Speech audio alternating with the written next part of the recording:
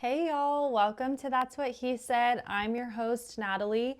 Today's episode is with Rex and Myles. They are from the Let's Talk Like Men podcast.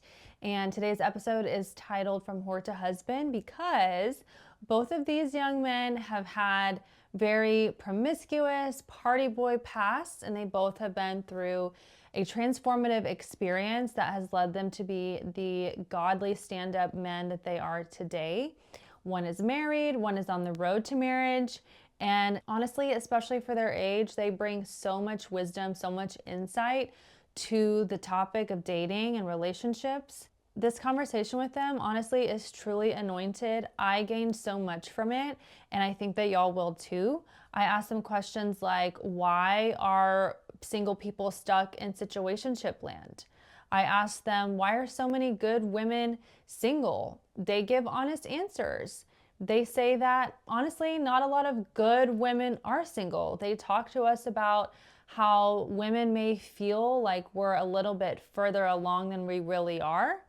Men have a good ways to go, but women do too.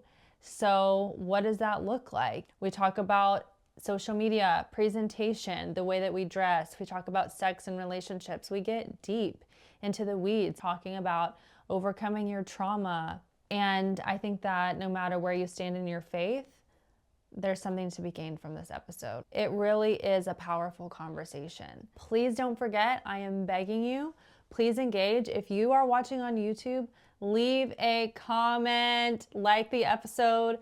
Don't be an asshole. There are hundreds of you watching this, so please, it helps me, helps the algorithm work with me. If you like the episode, subscribe to my channel and chime in on the conversation. If you hear something that you have an opinion about or something that you want to say, whether you like it or dislike it, leave a comment. I want to hear from you guys. Same goes on Spotify. You can leave comments on Spotify now if you didn't know that. Follow me on Apple Podcasts. Leave a rating or review. I greatly, greatly appreciate it.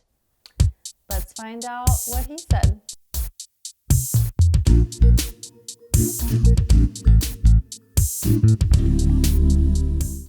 Before we get started out, if you don't mind, I'd like to pray. Yeah.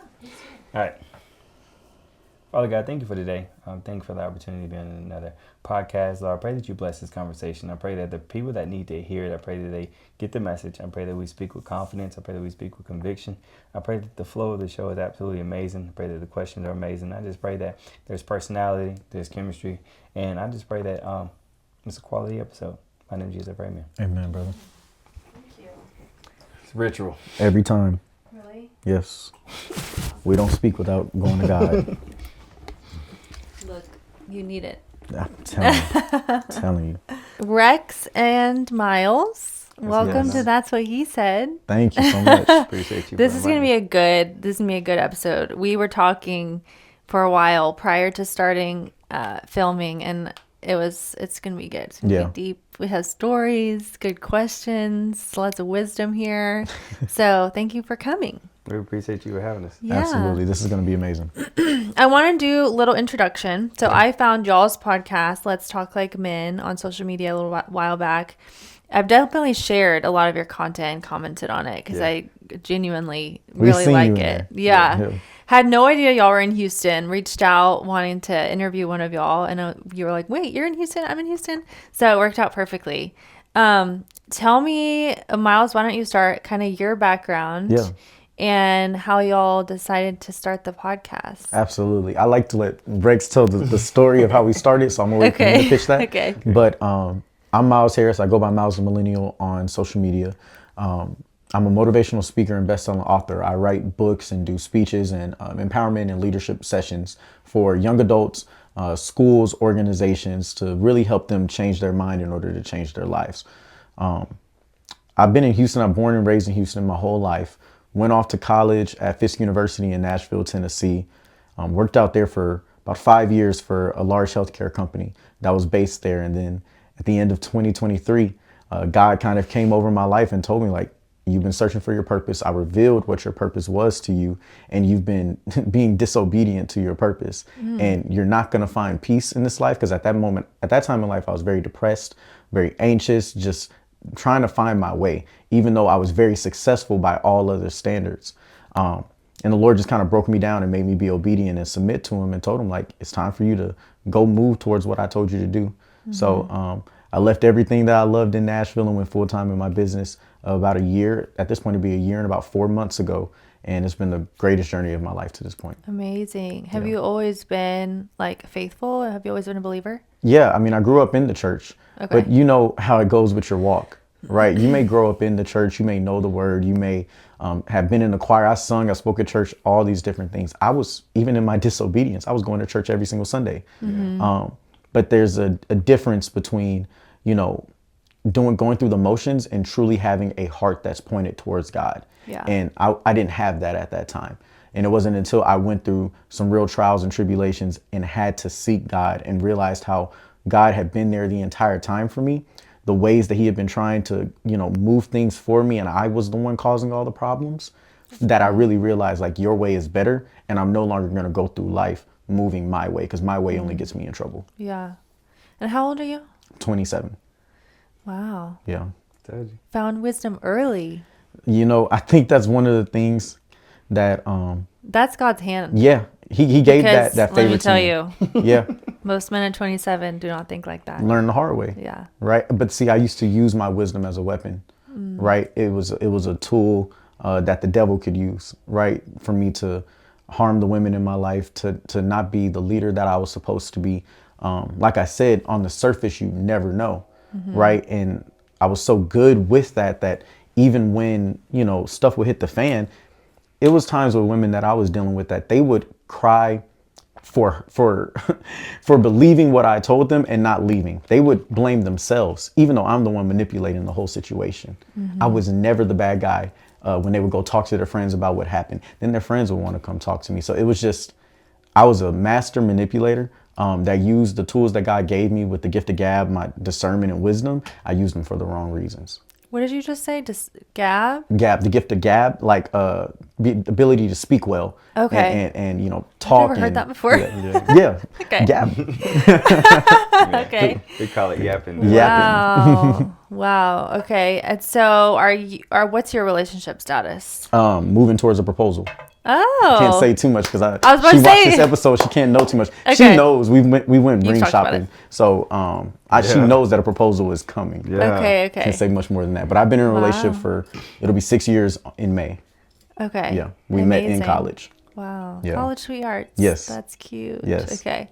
Well, I won't congratulate you yet, but when she says yes, There we go. Then There we go. congratulations are in order. Appreciate it. Rex, tell us about the podcast, and then I'm about to put you on the spot. It was what you were saying earlier. It Tell was about too yourself good. too, bro. Absolutely. Yeah. So I'm Rex Howard Jr., relationship and sex therapist, personal development coach.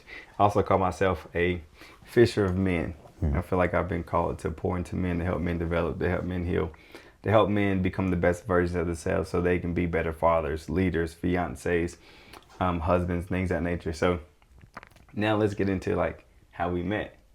So going back to college, I went to Tennessee State University, got there in 2014. Myles went down the street to Fisk University, right? Didn't know each other at all until after we pledged Kappa Psi, the greatest fraternity known to man. You know. So after 2017, that's when our connection started happening. But we knew each other based off social media, but also one thing we do within our fraternity, we do a lot of strolling. And you are known based off how well you stroll, right? So for his school, he was well known. For my school, I was well known. For our province, we were both well known. So anytime Explain strolling for people who don't know what it is. It's dancing. Yeah. Basically, We it's a had it routine. at my school, Yeah. but some people might not know. Yeah, it's a routine, and in black fraternities and sororities, it's a very big cultural aspect to joining an NPHC organization. It's how every organization has their own style that they do. It's Yeah. kind of like if you're Hispanic and maybe you dance cumbia, there's a style to that, right? Versus pop or hip hop, everybody has a different style. So Absolutely. So Yeah. with that being the case, It's also it's an attention grabber. look, that's a part of, you know. That's strategic. It is. Y'all know what y'all are doing. Yeah. Absolutely. Now we use our powers for good. 100%. So we met that way. Fast forward, 2020 rolls around. I decide to make a shift in my social media platform. I go from being Rex to Kappa, Rex the fitness guy, Rex the businessman to Rex the relationship person. And when I made that shift around that same time, Myles was making that shift as well. So when I was checking out his page, I realized, okay, he's talking about personal development. He's talking about relationships. He's talking about being faithful. He's talking about changing your ways. And I was doing the same thing. And I said to myself, you know what, we need to make something happen. So we set up a conversation. We started talking about it. And he was like, well, if we start a podcast, what are we going to call it? And I told him, well, in my chapter of my fraternity, anytime we have interest meetings to bring men in to see where their head is, we have an event called Let's Talk Like Men. Oh, cool. And I said, let's use that. Yeah. My chapter was definitely upset by that, but Rex, how you gonna do that, bro? Yeah. but we did that, and we've been rolling ever since. So we started in his bedroom. We was recording with the backdrop, with his branded backdrop. Actually. My branded backdrop. Yeah. We recorded 8 episodes. It was a lot of work. Of work. He played his role. I played my role. But after those 8 episodes, we probably had about 45 followers total from Instagram and YouTube. And then fast forward 2.5 years later, more experiences, relationship differences, more development. He came back to the city and was like, yo, Rex, you ready to start back? And I said, let's do it. So I said, I got a guy that actually has a studio. Let's run it. We went to go talk to my guy. We got in there. He told me about app called Opus Clips, which we use. Super dope if you're a podcaster. Shout out. Yeah. Shout out. I'm going to Opus try it. Clips. I'm going to check it out. It's amazing. Yeah. So We will give you a referral code. So we was like, you know what, how about we do this? And we just going to post 3 times a day, every single day. And we went from that. So over the last year and 2 months, we've grown about 50,000 followers by following that code, by putting out intentional content, and by just being intentional about our growth and development, and about being more righteous, being more Christ-like, leading by example in our spaces, in our roles, and here we are. Love it. Yeah. When you say that you're a sex and relationship therapist, is that what you said? Yep. What does that mean? So you're a sex therapist in what way? Right. So, interesting question. A lot of times when people hear that, they're always curious about what you teach people how to have better sex. Well, yeah, that. But mainly, anytime somebody comes for me for sex therapy, it's because there's trauma related to why they can't have the sex that they want. It's either about trauma, it's about infidelity, it's about trying to overcome things that are keeping them stuck mentally, so why they can't really fully enjoy themselves.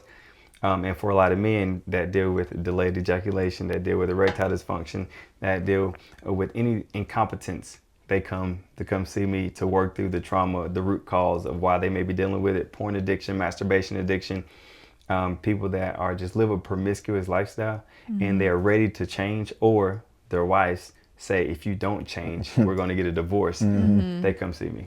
Interesting. Yeah, I would imagine there's I did a whole episode on that, actually. It's called Why Do Men Watch Pornography? I saw, It's a good one.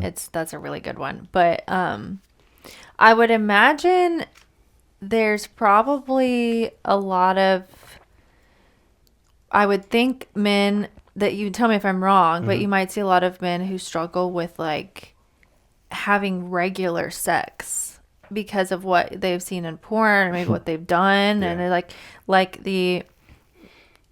it's like the bar keeps getting set higher and higher, like the goalpost gets further and further. Like you need more and more and more to be satisfied, more deviance, more kinky, whatever, this, that, the other. But like 100%. Once you get into a marriage, you might get bored. Yeah.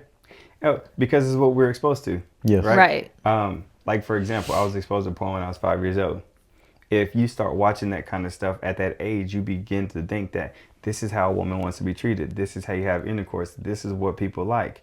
You don't know that it's painful. You don't know that on the back end of that, they don't like that.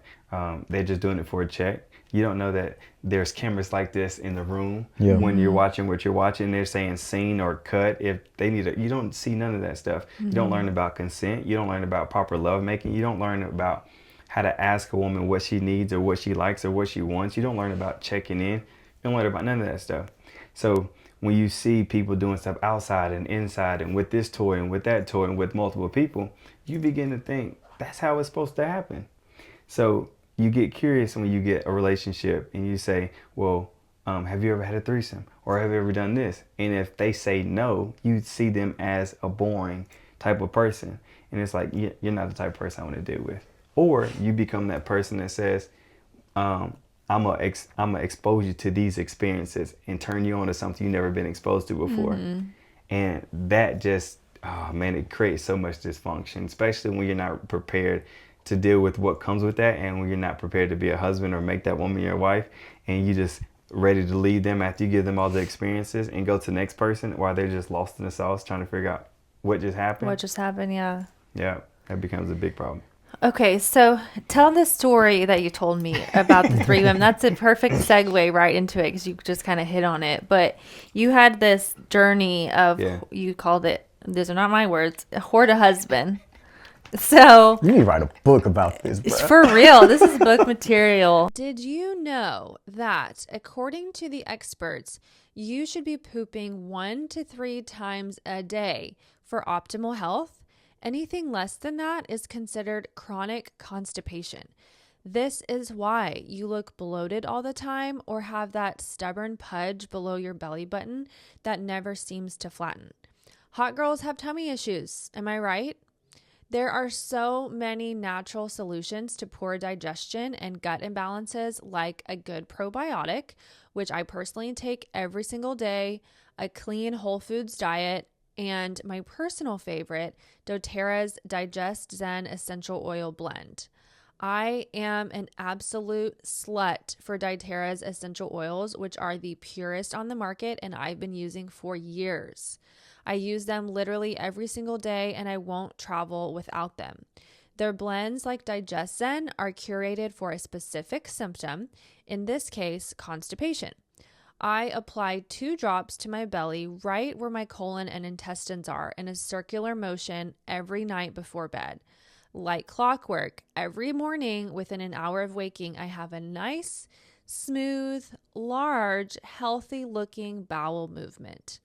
Boys, I know some of you like to think girls don't poop, but we do. And we should all do it more often. So head to my doTERRA link in the episode description to order the Digest Zen Blend ASAP and get 25% off for an entire year. That link is my.doterra.com/TWHS. And again, it will be linked in the episode description. Thank me later. So this story is for the men that are lost, right? You're lost in ego, lost in sin, lost in the world, and you're trying to find external validation because you don't have it internally to do it for yourself. So there's a time in my life where I had a lot of... I'm sorry, and the women who are attracting those kind of men. Yes. Very good point. Yeah, and the women that are attracting those men. So growing up, I've always been a very popular guy. And I've always been a very faithful guy, but I grew up around a lot of promiscuous men. So I learned the ways of promiscuity, but I always told myself I would never put my foot in those waters until one day I did it. So there's this quote that says, don't ever get too cocky in your own sin. And that's exactly what I did. So as I'm out there, I'm using my popularity, I'm using my influence, not to impact, but to... He's using his light skin. Look, light skin, tattoos. Strolling, the fact that I was a cowboy and like one of the smoothest brothers you probably ever meet. Yeah, there you go. That became something I used to manipulate. So we talked about this last night, but the biggest thing was because of the rejection that I faced early on in life, I tried to become a person that can never be rejected again. Yeah. So I took advantage of reading personal development books. I took advantage of reading sex therapy books. I took advantage of reading things that women wanted to know about men and what got women going. So when I would meet women and I would become the person that they always wanted, right? I would ask specific questions. I was very strategic about my approach. I asked specific questions about what they've done, what they've tried, what they haven't tried, and what they disliked about their last partner. If I ask you those questions and you feel so open and vulnerable to tell me, then I know exactly what I need to do to get what I want from you. And what was that? Just sex? It could be sex. It could be attention. It could be time. It could be quality time. Like I grew up needing more affection from my mom, right? So without me knowing that, because I didn't go through that healing journey until later in life, I used to get that from the women. So anywho, Fast forward, there was a point in time where I was dealing with multiple women, but I was so confident in what I was doing and how I showed up for them that I no longer cared if they found out about each other. So it would be times where I'd probably invite them to a party, and when they did find out, and they would say, "Wait, is so and so the person that you're dealing with?" And I would say, "Yeah." That's crazy. They'll get upset, and they'll be like, I don't like that," and I'll always say, "Well, what you gonna do about it?" And they'll be like, "Well, you right," and I said, "Okay."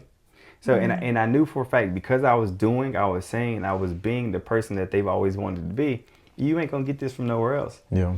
So that was the case, and until I got tired of that lifestyle, because I got tired of breaking people's heart. I got tired of using all of my energy to pour into women that couldn't really pour back into me. I got tired of not giving myself to people because I didn't know how to give to myself. I didn't know how to sit with myself and my own emotions. COVID hit, and it was one of the toughest times for me, because now I'm like, dang, I'm used to being outside. I'm used to being at parties. I'm used to being around my guys. And now I'm just in my room sitting with all this. And I remember having a conversation with God, like, I don't want this no more. It's not producing no fruit. After I get what I want, after intimacy happens, what else is there? I still feel alone. I still feel like I'm not doing the things I'm supposed to be doing. I call it all the time, I was a public success, but I felt like a private failure. So when that happened, I told God what I wanted, what I was looking for, and what I needed. And I journaled about it. Not only did I journal about it, but I prayed about it. And then I had conversations with my guys about it. And I took a season of singleness, of healing, for about 2.5 months. And then around December. What did you write in the journal? So I had a conversation with ex.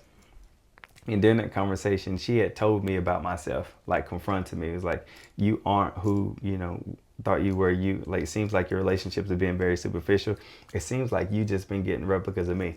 That's what she was saying. And when she was saying this, for the first time in my life, I was thinking to myself, I'm not going to be defensive. I'm not going to try to be combative. I'm going to listen, because maybe she's saying something that made sense. So when we hopped off the phone, I opened up my journal and I said, if I could ask myself, why did my relationships fail and I couldn't blame my exes, what would I say? And my ego is like, nothing. Yeah. You golden. You did everything right. Yeah. But when I sat with it, the reality of it was, I feel like when people think that, it sounds like, oh, you just haven't found the right one yet. Right. Or like, God hasn't brought you a person Right. yet. Yep. All types of excuses. There's somebody else out there who's better, but Yep. those are all cop-outs for not looking at yourself. yeah, because if you've been in multiple relationships, the common denominator is you. Yeah. You've been the same person all your relationships. Yeah. So I'm writing about it. I'm learning about myself. And then I wrote something called Learning How to Love Again. I talked about the type of love that I'm used to. And then I told God the type of love that I wanted. And I was very strategic about it. I wanted somebody that was soft. I wanted somebody that was kind. I wanted somebody that was good for my nervous system. I wanted somebody that I didn't have to fix or try to make better. I wanted somebody that I felt safe enough to start a family with. And then one of the last things I said was, I wanted somebody, I wanted the type of love that gave other people hope that type of love exists. And I always sign and seal everything that I write. 2 months later, December 2nd, 2022, I found my wife, and it's been up ever since. On Hinge. Found her on dating app on the Hinge, yeah. Yes. And I want to say this because you said it earlier when you were journaling the part about the love that you had experienced versus the love that you want. The common denominator with all your exes was that it felt like home. Yes. And you said home felt like what? Yeah, home was dysfunctional. Home was spontaneous, but home is also very surface level. We never got too deep. Home is a place that I don't like to be for too long. Like when I go home, I spend max 3 days, right? Because it's time for me to go back to work. Like I'm just reminded of way too much trauma. I'm reminded of where I used to be, and I was like, I need to develop and become more. So the people I was dating were reminding me of home, and I thought that was a good thing until I really did a deep dive of what home meant for me. And once I found out what home meant for me, I was like, you know what? I need something different. I need to redefine what love is. I need to redefine who I am. And I need to redefine what relationships are supposed to look like. And that's what changed my life. That's amazing. And that's so that's also, I feel like, God's hand over you, because that's so introspective. Yeah. That most people don't know how to do or aren't willing to do. So that's amazing. Appreciate that. Yeah. And what's your story, your Horta husband story? Yeah, same. Very similar. Soon to be husband. Yeah, soon to be. I can't wait. Yes. I'm excited. I definitely am excited. I'm tired of saying my girlfriend. Yeah. I'm ready for something more. But very similar. Like Rex, growing up, I was very popular, but I was not good with women, right? All my life growing up, same thing would always end up happening. I would talk to the girl, I'm super nice to her, getting to know her, becoming the best person possible, let her know how I feel. Oh, I just see you as a friend, right? At that time, I was probably every bit of maybe 4'5", 90 pounds, soaking wet. So this is early on. Yeah, like I'm young. This is going through grade school, high school, all those different things. And I had like girlfriends in high school and stuff, but I never felt desired. I never really felt wanted and attractive to women. Like that was just a reality for me. And I remember distinctly my sister making a comment. She had just went off to college and I was a sophomore at this time. And when we came back, she was back in town and we were talking. I don't remember how the conversation came up, but my sister made a comment to me and she said, Myles, high school is just not going to be your time.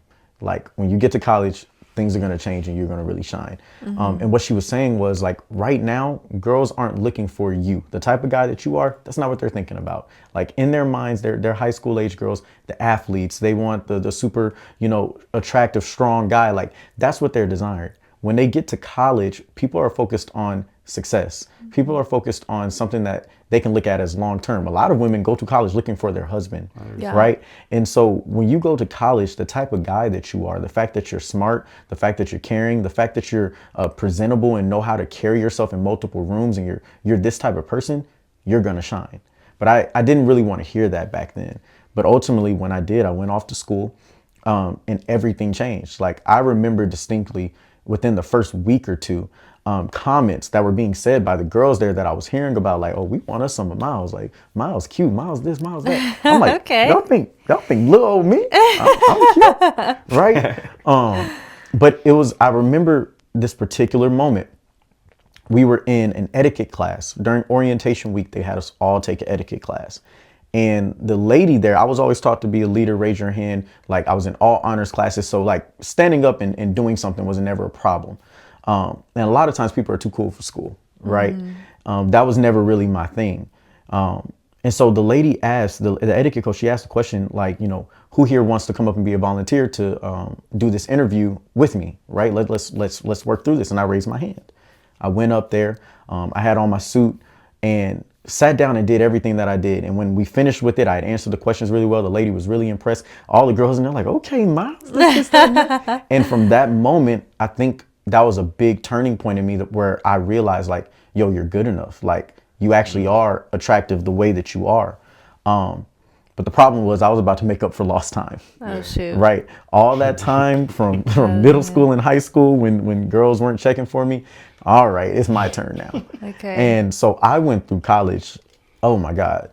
Like it's interesting because the way I carry myself now, people probably wouldn't know that, but they don't understand the person that had to die in me to become who I am today. It was dangerous because I was intelligent.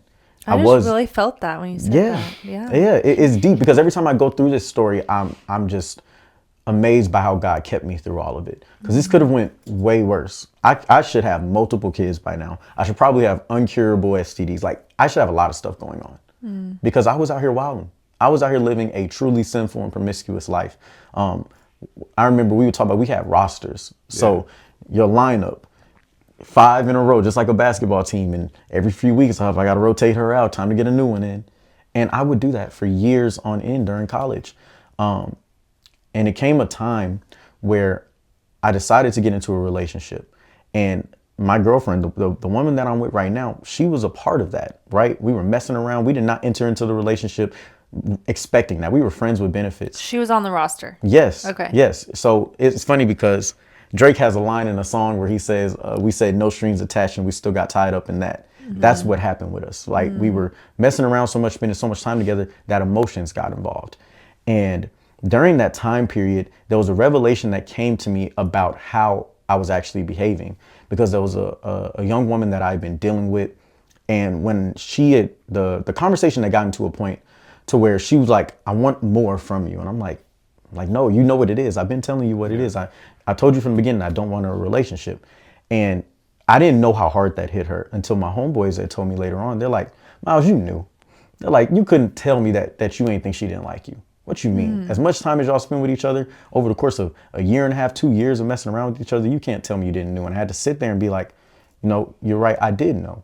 I am willfully making these women fall in love with me, fall deeply in like with me. And then whenever things go bad, I can rest on the fact that I told you what was up. Yeah. And that was what was happening over and over again. When I finally got enough of them, or they would want too much and I'd have to just cut them off because I wasn't going to do the feelings with them, they would cry and blame themselves for the fact that, oh, well, he did tell me the truth.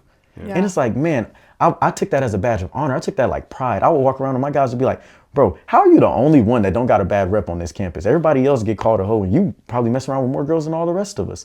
I say, man, I'm just good with it. Like, I don't lie to them. I don't this, I don't that. I thought that was good. Yeah. But I realized when I hurt her, like, nah, you're a manipulator, bro. Like you're using all these things that God has given you for the wrong reasons. I didn't think about it as being something of God. I was just saying, oh, the man that you are, you're using it for the wrong reasons. And so when a similar circumstance happened with my woman that I'm with now, it was a moment where I had to ask myself, do you want to go through college, all these women that you dealt with? And I had, decent standards. Like I wasn't just messing around with just anybody. Like you can either choose to be in this relationship, and the pro of that is this could be the woman that you could be with for the rest of your life. Yeah. She could be the mother of your kids. She could be the person that has been chosen for you. Or you can choose to keep moving the way you're moving and you may regret it. And you'll always have to ask yourself, was it her? What do you want to do? Like, and I had been through heartbreak. In high school, I had dealt with my first like real heartbreak. And I knew that if I can come back from that heartbreak and have the time of my life that I've had in college, there's no harm in me going ahead and giving this my all. Because if I give this my all and it doesn't work out, okay, we start over again. You're going to be fine. It was fine this last time. You'll be okay. And so I wasn't afraid to go for love. And I chose to go for love. But the problem was I hadn't dealt with my past. I hadn't dealt with the person that I was. Yeah. And so in the course of our relationship, I was still being promiscuous, right? And while I wouldn't take it down a physical route, I was very in the DMs, really? Sexual messages. If we're going out, I'm flirting with other women. I would play mental gymnastics with myself to make me feel like I was being faithful. Right. Wow. So I would go as far as to go out, holler at the shorty, get her number, all these different things, but never text her and be like, well, you ain't texting her, Myles. You good, bro. It's just fun. Then when I was tired of that and I felt like that wasn't good enough, okay, you can go out, you can holler at them, but you can't get the number. No contact. It got to all end here tonight.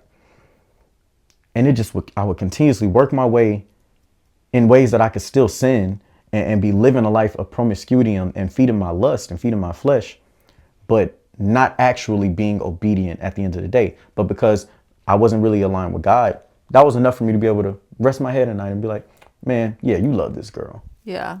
And it wasn't until it came to a head and she found out about all this stuff. And she straight up told me, she was like, look, I'm not the type of person that gives too many chances, right?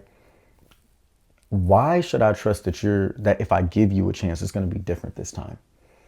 And I told her straight up, anytime somebody ever asked me a question about anything, I can give you an answer. I was smart enough to come up with something that sounded good. You could believe it. And I told her this time I realized, I'm like, I don't have an answer for you, because I realize now that I thought I had this under control, but I don't know what to do. But what I can tell you is it's time for me to get help. Yeah. Right? Because since I don't know the answer, I'm not going to sit here and try and figure it out by myself again, because clearly that didn't work the last time. So I ended up starting therapy. And from that, there comes a whole different journey of me becoming who I am and overcoming pornography addictions, overcoming masturbation addictions, and becoming who I am today as a man that's submitted to God and a man of God, and being proud to say that and being confident in saying that, because I do believe that my life reflects somebody who is walking a path that's ordered by the Lord and can be completely confident, and my woman can rest in that and know that she has a man that she can trust. Was there something about her specifically? So you went from this promiscuous lifestyle, and then you said you met her and you Yeah. kind of started considering a relationship again, considering love again. Was it her, or was No. it where you were in life? Because the reason I asked that Yeah. question is like all those girls that you manipulated into love with you. Yeah. Probably, being in that position before, when you see the guy commit to someone else, you think, why wasn't it me? Yeah, absolutely. What was it? What was it about her Yeah. that made him commit, That's a but good he wouldn't question. commit And to I had me? those messages. I had, oh my God, it was so many people when the pop out happened. And Why her? for the men listening, just be Yeah. aware that to be in that headspace as a woman is very painful. Yes. And it's very destructive to your identity. Yep. So answer that question. Was it her? Was it you? What made you shift your mind? Some people, their love story is I saw the person walk in and automatically knew that they were the one. That wasn't my love story. My love story was being in my lust. I liked what I saw. I liked the way she carried herself. I wanted it, right? She was, 18, 19 years old. I was 20, right? We both were coming into college. Everybody wants to live free in college and explore and stuff. And so she liked what she saw in me. And so we did what we did. There were, and I've said this to her, I'm open and honest about these things. There were plenty of other women that could have been great partners to me. I wasn't ready and I wasn't prepared for that. My mind, my heart was not open to that concept. There was nothing that they could do or that she could do that was going to change that. It wasn't until it was put in my face, the impact of what I was doing, that I was finally open and aware enough to realize what I was doing to these women and saying like, damn, bro, you really you're taking away their fertile years, as people say, right? Like a woman only has so long. She could be finding a man that actually is serious about her, and look at you playing with her heart. Yeah. Playing You're taking with her away, future. Exactly. And I also said, think about the trauma you're causing that some man down the road is going to have to pick up the pieces to, right? Everything that you're doing, some man is going to have to overcome. You may be the reason why she becomes a woman that is so unbearable that men pass her up all the time, but she wasn't that way before you. Yeah. Right? But we don't ever take the responsibility for what we bring into a person's life. When we leave them stuck and stranded after they really believed in us. And what it You was, kind of like shatter them and then leave them to pick up the pieces. And more than likely it's not going to be the same picture when it's done. Damn. That picture is not going to look the same. Right? And that is so many people's stories. And I realized the responsibility that I was taking. And so when the same thing happened with her and she told me like, this is how I feel, but I'm not going to keep doing this with you. The same confrontation happened with all the rest of the women at a certain point. Because at that point I had finally been made aware of it. I couldn't deny my feelings. What I realized is like, bro, you had feelings for a lot of these girls, but you shut that off. Right? Me and Rex have talked about this before. Like, even with the concept of sex that we were already talking about, when we're having sex, you got to make sure you keep all your clothes on. Like, okay, I'm only going to keep as many clothes on as possible. Even if I just have my socks on, I can never get fully naked, because That to get is fully naked, so funny. Yeah. Is to be vulnerable. I It's to be have been vulnerable. hearing that recently. Yeah. Like I don't know if that's just like, a message I need to hear. That's something that's been put in front of me, something I've experienced. But I never knew that was something that guys thought. yes, But apparently that's really common. it's very true. You're keeping your socks on, your whatever, and it's like some kind of psychological protection. you're not technically, you don't feel like you're fully vulnerable. You'll never get I'm too comfortable. keeping myself in with my armor on a little bit. I'm getting what I want. That's why after sex, to Rex's point, learning what women wanted, when I really got dangerous was when I started reading and learning these different things. And I'm like, oh, women like really connect after sex even as much, if not more, than they do during. So once sex is over, a woman wants to lay there and they want to cuddle. They want to be close with you. They don't want to just get up, clean themselves up, and go about their business, right? And so I started to use that as an advantage. All right, cool. Y'all can spend the night with me this time, but you got to get out in the morning, right? Get them moving, knowing what I had going on and how I was moving and grooving. But yeah, to the original question, it wasn't particularly her or any woman, anything that any woman could do, because I was a broken man. They weren't going to crack that code. It wasn't until I realized that I was broken. It wasn't until I realized, like, no, you had feelings for these other people in the past and you have feelings for her. I remember the exact time period when this happened. This was March of 2019, right? I'm going to spring break in Miami, and we just had this conversation that night before I'm about to hop in the car with my boys. With my frat brothers, we're about to drive down there. We have this time. Exactly. We have this conversation. And I remember driving her back to her dorm, and for some reason, I just started crying. For some reason, I just started crying. And she was like, Myles, like, what's wrong? Like, why are you crying? Because she's like, you said you don't care. You said you're not serious about me. Why are you so emotional? I'm like, I just don't know. But you got to get out. But I don't know. But I'm crying, right? And she gave me a hug or whatever. I remember calling my dad about that. I only called my dad twice in college about girls. And both times were in moments where I didn't have the answer. I called my dad about it. And I remember that whole ride up there. My dad would just basically told me, like, bro, you got to make a choice. Like, you can't keep living in between. You either want to take this girl serious or you need to leave her be. Right. Whichever one, make a choice and stand on it. Don't be a man that's in the in-between. And I go down to Miami, and I'm telling you, I didn't hit any of the shots. I'm sitting here like, I'm a killer. Like, when I came down to Miami the last time, I had the time of my life. Yeah. Every girl I'm talking to, Everyone's striking beautiful. out. Man. Yes, everybody's there to have fun. And I'm striking out with every single one. It was the worst experience. And the entire time, I couldn't stop thinking about her. I'm hitting her up on Snapchat, having a little conversation with her. And I realized during that trip, I said, yeah, boy, you in deep with these feelings. You're a lot deeper into these feelings than you thought you were. And one of the things that she hit me with that was real was because I made comments like, no, I just don't think that we will work out in a relationship. This is that and that. She made a comment where she said, how can you tell me that you don't think we will work in a relationship when we have never had any moments when we were exclusive to each other? You have no idea how I would be as a partner because you've never given me a chance. And I sat there and I said, okay. And I had that conversation about pros and cons, and I said, okay, I'm gonna give this a chance, and haven't looked back since. Wow. Yeah. Strong woman. Absolutely. Yeah. But I don't take that for granted, right? Because, you know, the thing is, a lot of times men will say, oh, if she stays with you, then we devalue that person, right? I'll hold her in even higher regard because I know why she stayed. Because she didn't believe that the actions that I was displaying was really the man that I really am. Yeah. She believed that I was something more. And the fact that she could believe in me in spite of the pain that she was feeling, that was an obligation, a responsibility, and a charge for me to say, don't ever hurt her again. That's good. That woman saw something in you when you didn't see it in yourself. You owe it to her. I wanna lean into that, and that's one of my questions for y'all. But how do women navigate dating men for potential? Yeah. Because that's essentially what she did, and it's working out. It's, worked out for both of you. But it's, from experience, a very dangerous territory, because one thing that can happen is what you just described. She says, I don't believe the way you're behaving is the real you. There's something holding you back. There's something you're afraid of, something you need to heal from. And I'm going to kind of pressure you, push you, make you think to get you to be the authentic you. But if she's wrong, that could be just manipulation.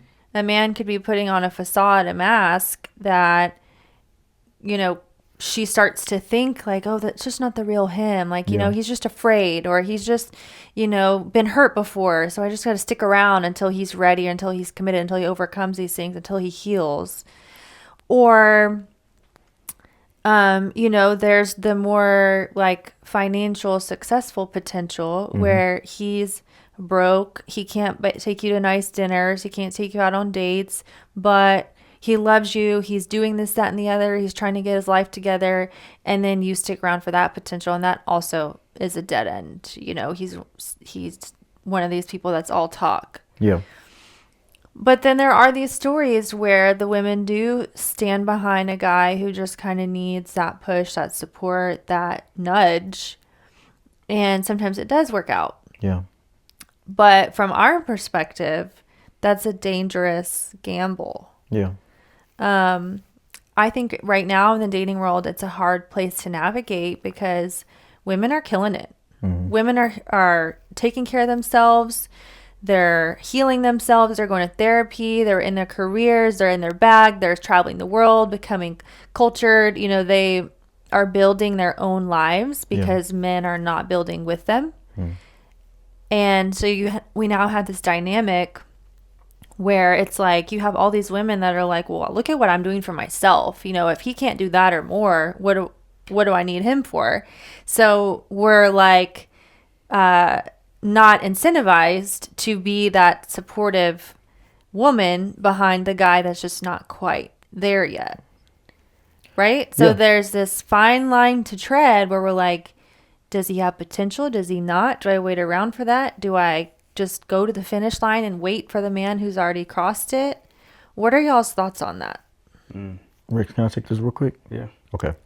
And because I know you're going to lay into this a good. One thing, we've had this question in the past. One of the things that I always say is like, you date for character, not for currency.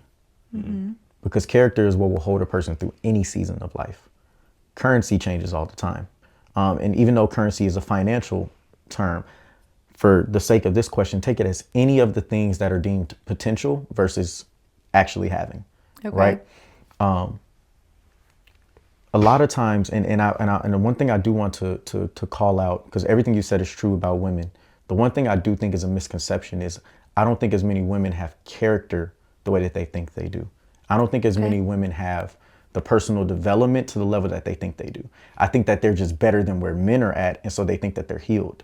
I think everybody's traumatized, and I think very few people have done the true inner work that it takes to be prepared to be a partner. I don't think women are that much further ahead. I think they're just better than our sorry tales. And so it makes them feel like they're at this really high level and they've arrived until they meet a man who's actually done the work. And then when they come across a man who does the work, then they're not what he wants, because then he has a conversation with you and he realizes that your form of what you really call self-love is your hyper independence, right? And that's not necessarily self-love, because you're not displaying love towards yourself. You're displaying survival towards yourself, but you've learned to do it. And so you think that that's the way you have to stand up, and there's a balance, right? But in general, women are much further than where men are at. Me, for example, my financial journey is the opposite of what most people encounter, what women encounter. My woman, when we first met, I had an internship that was paying me $3,200 a month when I was 20 years old in college on a full ride. Had no bills. So I had plenty of money to be able to take her. That's a lot for a college student. Yeah. So I had plenty of money to take her and do whatever that we wanted. I found a video the other day of me buying this like $1,000 Gucci belt that she wanted and surprising her with it. So she was spoiled from that aspect, right? And I remember that, you know, when I graduated, I was making $100,000 a year working for the company that I was at. So money was never an issue for me. But when I chose to leave my job and then go full time in business, I go from making $100,000 in a year in 2023 to making $0 in my business in 2024. Right. Right. I'm self-employed. So I'm living off of my savings that I built up over those years in that company. That means every dynamic of how we're moving in our relationship has to now change and adjust, right? We can't go on dates as much. We can't go on trips as much. I have to say a lot of no's in the relationship, right? We had to change dynamics, but the reason why she was able to adjust with that was because she knew my character. What does character look like? Character is he a man that if he has it, he will, right? Or is he selfish when he has it? Is he the type of man that with what he does have, he makes something happen? Right? Rex has taught me how ingenious you can get. He has put me onto ways that I'm like, I never thought about it like this. I'm really not trying as hard in this relationship as I think I am to please this woman, because she doesn't necessarily want the $500 date. What she wants is to feel like you care and that you're taking some time and effort to prioritize her. Yeah. Right? Character carries a man through every single season. A lot of rich men have no character and a lot of currency. A lot of poor men may have character, don't have currency. And then there's people in between that have a little bit of both. What you want is a man full of character, because if he has the right type of character and go get it drive, money will come his way. How do we test a man's character? You want to take that? Yeah. Well, you finished what you were going to say. Cool. So how do you test a man's character? You don't test, he shows. You don't test, he shows. And that's what I mean where I say I don't think women are where they think they want to be. Because you don't test a man. You don't go and become the doer to then see how he's going to. No, let him show you. Yeah. So prime example, when I was watching your the podcast, one of your other episodes, and you talked about you had came out of a relationship with a man that was all potential, didn't live up to him. You got tired of being the doer in every single thing that you guys were doing. Then when you go on a date with somebody who's taking the lead, he's opening the doors, he's ready to talk to the hostess and all this stuff, you're doing all of it, right? Yeah, I didn't know how to act. Exactly. Yeah. That phase where you were in is what I mean where I say I don't think women are where they think they're at. 100%. So, And even as you were explaining that without even knowing that you saw that, that relationship came to mind. Because that was the one for me that made me realize I was not where I thought I was. Absolutely. Yeah. So when you go on that date. R.I.P. Thanks. When you go on that date, does he take initiative? Does he take initiative in planning the date? Does he iron out the details, make sure that when he shows up, he's done something thoughtful for you? I don't care if it's making sure he has the right playlist on. I don't care if he noticed that you like a particular song, so he made sure he threw it in there. I don't care if he made sure when he opened that door for you, sat down at the table, he asked you before about your dietary restrictions, showing initiative. On a day-to-day basis, Rex always says a person can only hide who they are for how long? What, 6 months? Yeah, you can only hide who you are for about Statistically, 3 to 6 months, a person starts to show themselves, even if they are a master manipulator. Yeah. Eventually, they start to show themselves whenever they get comfortable, right? And so it's not a test. It's a reveal. It's a revelation. But are you looking for the signs that are really being shown, or are you just looking for the signs that you want to see? The things that comfort your trauma. That's why we have a problem with relationship dynamics between men and women right now, is everybody's dating to comfort whatever trauma that they're dealing with, right? Oh, I grew up in a household where my mother had to work her tail off and she was a single mom and didn't have any support. So I'll be damned if I go 50-50 on bills with a man.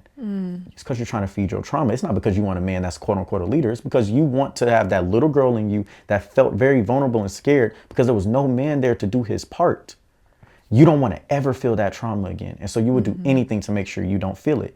Oh, I, as a man, I saw my mom never have a voice and get abused and beat on. So when I go into relationships, I want the most docile, submissive woman. You don't really want a submissive woman. You want a woman you can walk over, right? We get into these ways to try and feed trauma.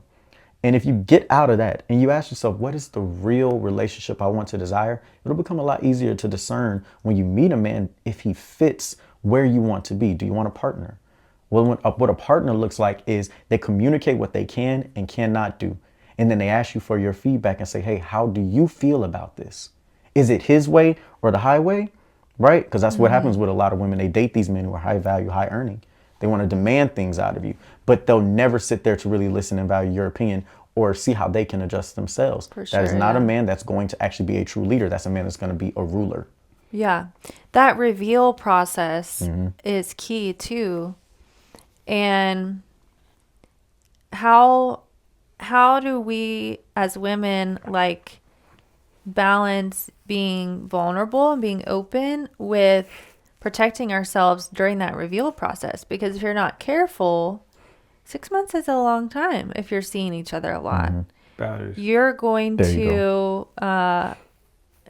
get caught up, and then you can't see what's real and what's not. You can't see, is he opening doors, planning dates, telling them you're gluten-free prior because he wants something from you or because he cares about you, and that's just his character. That's where we get caught up. Rex got it. So let's talk about it, right? The Bible says you can judge a tree based off its fruit. Yes. Right? If a man doesn't have anything, what is he doing with what he has? My lady met me. I was getting my master's. I was working Uber and I was working at a restaurant.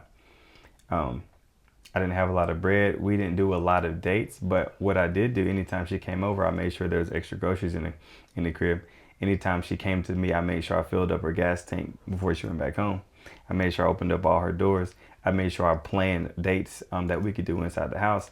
I made sure that I prayed over her and then made sure that she saw that I had my own prayer life.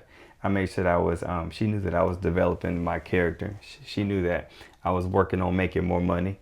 I shared with her a couple plans that I had, and then she saw my goals and she saw my breakdowns and she saw what I was working towards. And every single day, she saw me have small wins, right? And then another thing about that was I had a graduation when I graduated from my master's in 2023.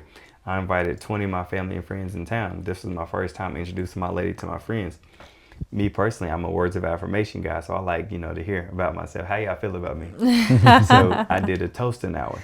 So during this hour, all of my friends and family got up and said something. During that time, one thing that was a pattern was he's always been a great person. He's always been a very selfless person. He's always thought about other people. He's always poured into us. He's always prayed for us.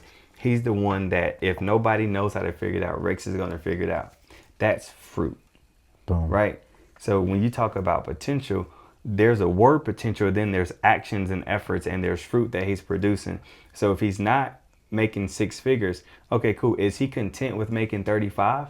Or is he striving to network? Is he going to those events? Is he having meetings with mentors? Is he pouring into himself? Is he developing his craft so he can become a better person? That's fruit.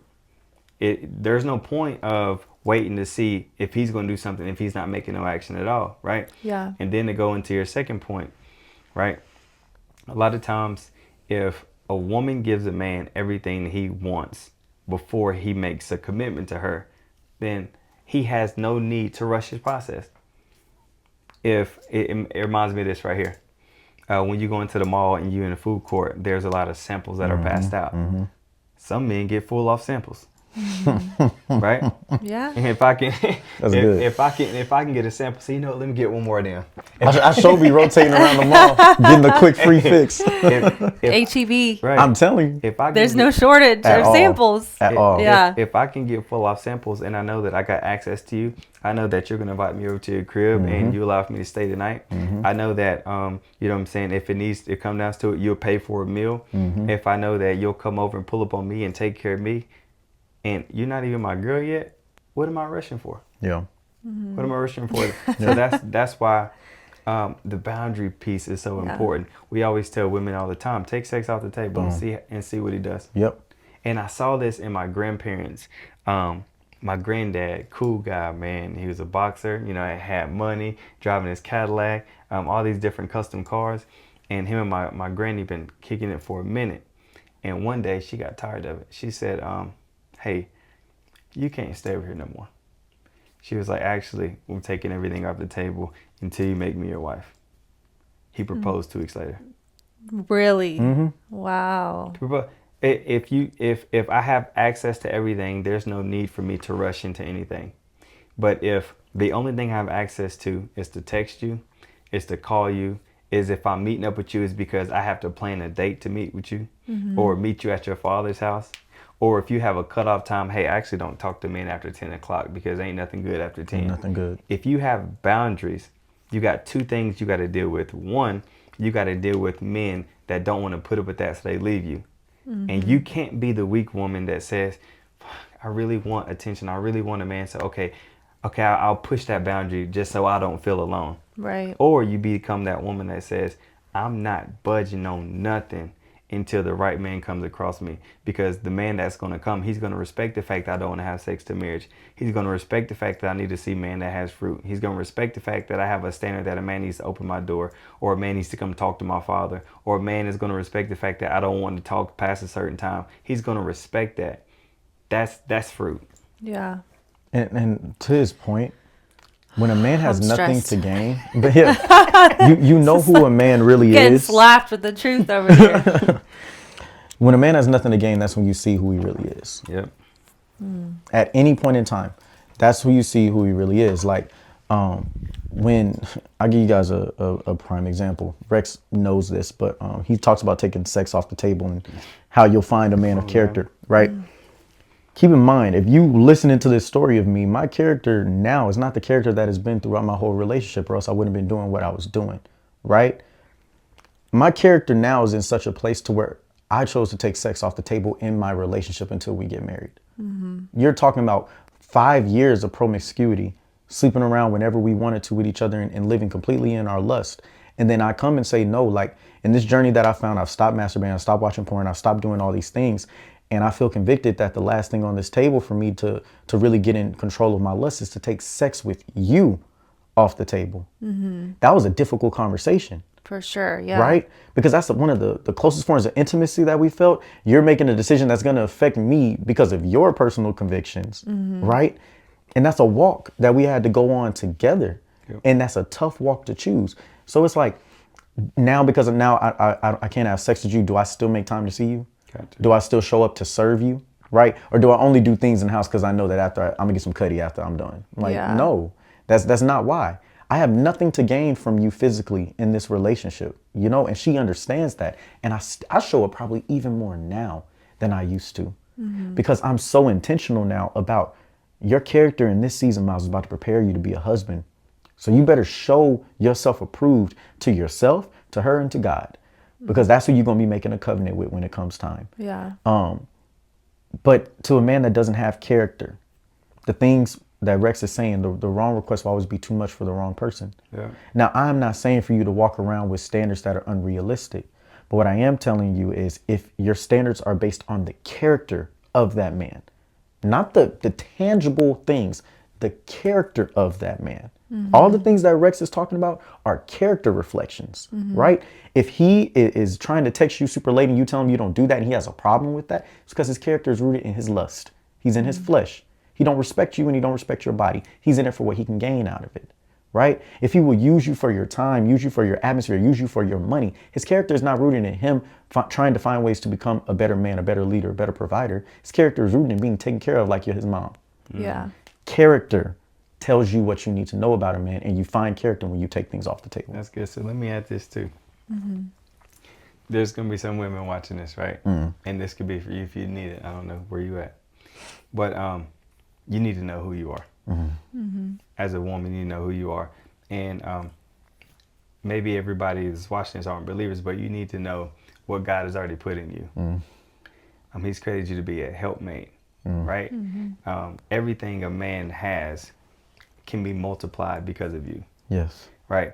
The nurturing that you have, the power to pour into him, that power to speak life in him, the power to take his sperm to create a baby, the power to take a house and make it a home, the power to take groceries and turn it into a meal, the power to cultivate space and energy that heals you. That's what you have in you. Yeah. Right?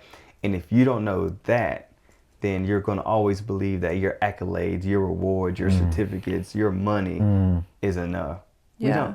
As you know, if you watch a lot of podcasts, a man ain't worried about none of that. No. Yeah. Because that only thing that tells me is you are going to prioritize your career, your success over what needs to be taken care of here. Yeah. Right? That lets me know we're going to be in competition. So if I'm in a season where I'm making 60 and you're in a season where you're making 80, you feel like you got to wear the pants because you make more than me. Right? You feel like you can handle the thing that God put on me to handle. Right? And that's just not the case. So with that being the case, when you know who you are and whose you are as a woman, you know your role and you know what God has placed in you to do for a man. A man is going to become better because of you. But we're not in competition. This ain't no battle. So I think that's where a lot of stuff happens, and it's just like a woman doesn't want to wait for a man to have potential. She wants a man that's already finished. But the thing about a man that's finished, he can't be trusted with any type of woman because now he don't trust you. Yeah. If I made this without you, what do I need you for? What do I need you for? Say that again. He doesn't trust her. Right. So let's just say, all right, I'm a millionaire, right? And you're just a beautiful young lady. I decide to make you my partner. You wasn't with me when I was broke. You wasn't with me when I was in the lab struggling. You wasn't with me when I was developing. You wasn't with me when I was doubting myself or doubting my career, doubting my successes. You're here with me after I've made everything that I needed.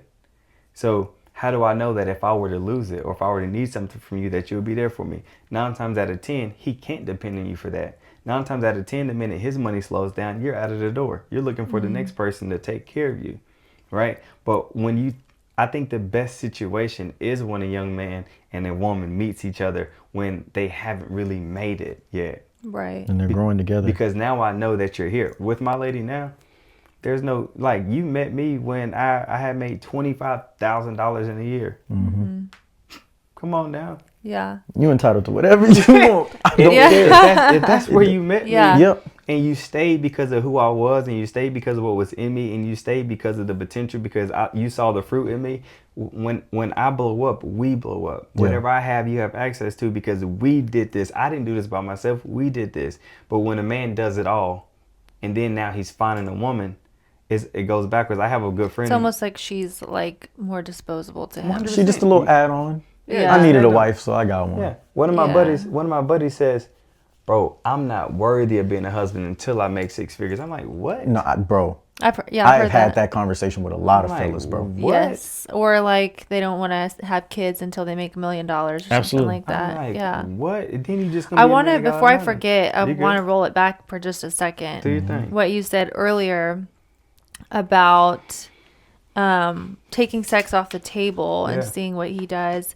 And then you also talked about knowing whose you are as a woman, knowing what the value that you can bring if you Right. really know who you are. I don't think people give enough recognition or attention to the fact that that's taking sex off the table. Of course, it's going to test a man. It's going to be Yeah. hard, but it's hard for women too. Yes. Like, I mean, you talk about the biology of it. If it's a woman who's in her fertile years, men are wired to spread their seed. Like, it's uncontrollable. Okay, well, What about whose women? seed are you spreading it to? Yep. We Yep. have a basket of eggs Yep. ready to be fertilized. Yeah. Like, a healthy woman is going to also have the same drives, maybe not to the same, like, sense of urgency. Shoot, But when they get older, they do. I mean, I feel that doesn't get talked about enough, and it puts a lot of pressure on the women to say, take sex off the table. Yeah. Well, you take it off the table. Why am I in charge of that? Yeah. Men I are get what supposed to you're show that they're leadership. Why am I telling you can't come over? You should be telling me that you can't come over. I agree.